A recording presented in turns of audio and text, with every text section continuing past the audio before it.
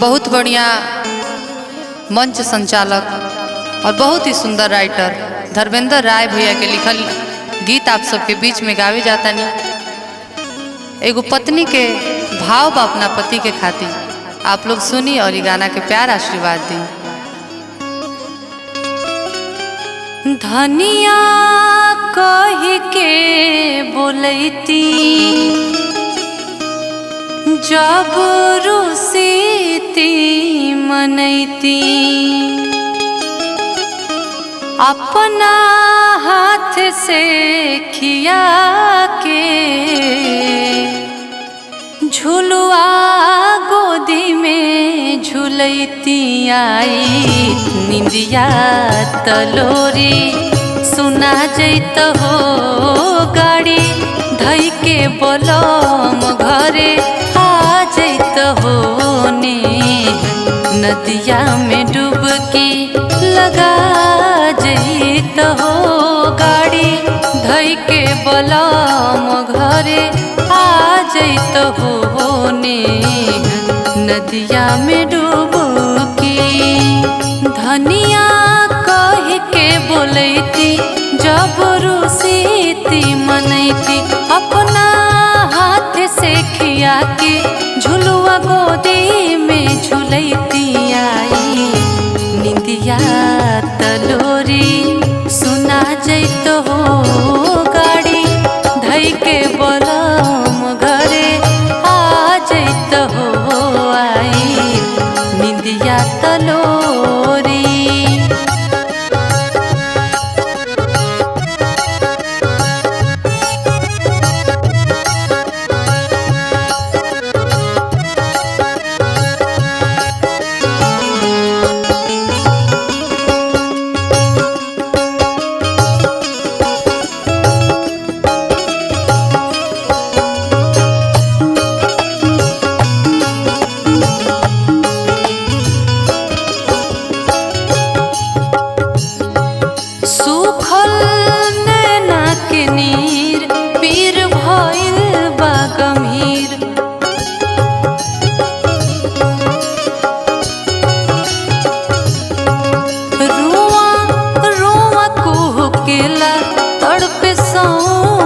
शरीर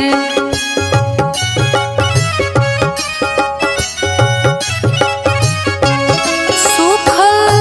नैना के नीर पीर भइल बा गंभीर रोआ रोआ कुहकेला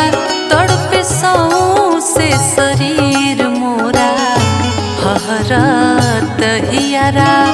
जुड़ा जैत हो गाड़ी धई के बोलम घरे आ जैत हो नी नदिया में डुबकी।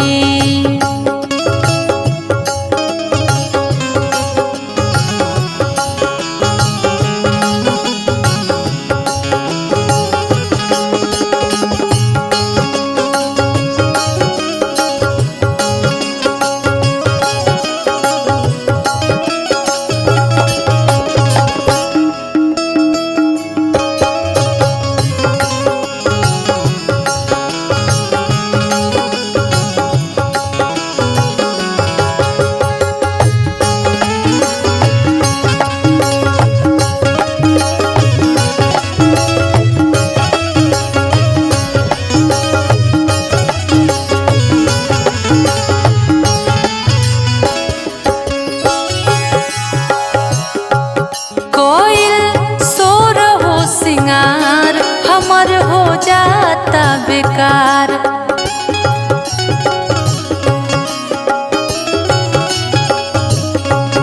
तू ही बोल धर्मेंद्र कबल करी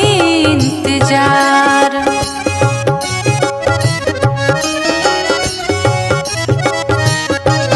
कोयल सोर हो सिंगार हमर हो जाता बेकार तू ही धर्मेंद्र कबल करी इंतजार तनी कहियो सूरतिया देखा जैत हो गाड़ी धई के बोलम घरे आ जैत होने नदिया में डुबकी लगा जैत हो गाड़ी धई के बलम घरे आ जैत होने नदिया में डुबकी लगा जैत हो गाड़ी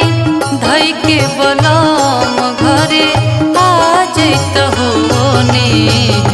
नदिया में डुबकी लगा जैत